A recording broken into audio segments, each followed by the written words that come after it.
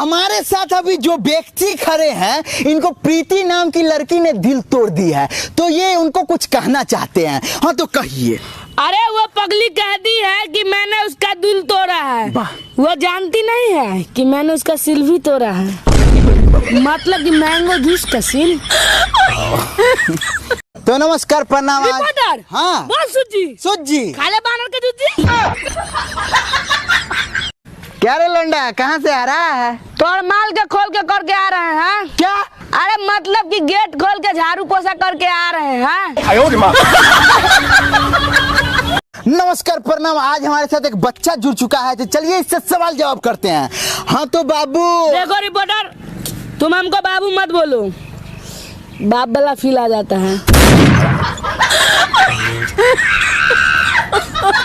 अब बेटे आज का क्लास समाप्त हुआ, कोई डाउट हो तो पूछो। हाँ सर, एगो डाउट है। पूछो। सर वो जब बीच में चाय देने आए थे, आपकी बेटी है क्या? अरे ऐसे बात करते हैं।